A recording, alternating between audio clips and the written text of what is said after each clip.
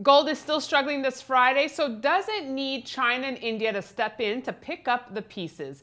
But is Asian demand likely to pick up? Well, we're going to be asking our next guest today, Frank Holmes, the CEO of U.S. Global Investors. Frank, good to have you back on. Good to be back with you.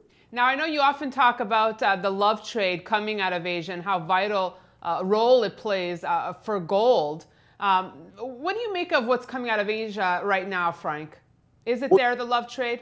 Sure, because you saw that China, who's become the important price maker, not just a taker like they were 10 years ago with the Shanghai Exchange, when it was closed for the first week of October, is when all this sort of manipulation took place and knocked the price of gold down because there's such big physical buyers. I think it's now more stable. But what's really interesting is in 30 years of data, 80% of the time, gold surges in September and corrects in October. So I think it's just going through that correction mode, and we'll hit the 200-day moving average and find support.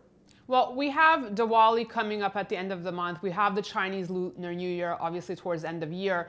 But some analysts say it may not be enough to boost prices substantially. Do you agree? No, I think that there's lots of reasons for gold to modestly, if it stays up at this level, it's still up over 20% for the year. So I think we're going to see gold remain healthy.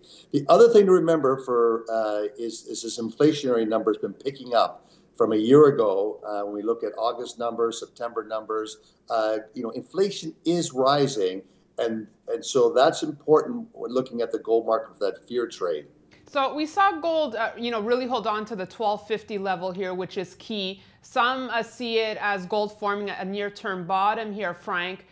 Do you see it as another buying opportunity? I do. And if you haven't, then it's a great opportunity. And I've watched this disconnect. It's really important to see this disconnect between the GLD, physical demand of gold, and the futures market.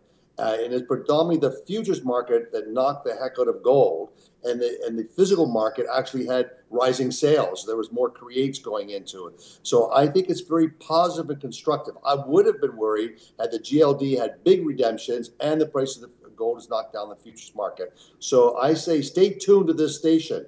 And next week, Frank, we have some really key data coming out. We have the ECB meeting, which could be a game changer for gold. We'll see if the ECB continues to expand or retract its bond buying program. But what's your touchdown pass going to be? The ECB, I just think, is lots of wind and noise of raving socialists. So I think more important is CPI. That's the touchdown pass. That's coming out on Tuesday. It's estimated to be around 2.3%. And think about it. 2.3%, what is a 10-year government bond? You're losing 50 basis points a year on your money for the next 10 years. That is what makes gold very attractive for the fear trade. And most currencies trade around the 2-year government bond yields relative to each other. And the U.S. is less than 80 basis points. Inflation is going to come out at 230. What happens if it comes out at 250? I think then that would be a catalyst for gold to surge. Okay, so we could see gold recover some losses next week, Frank? Absolutely. All right, thanks so much for joining us, Frank. And thank you for watching. We'll see you next week.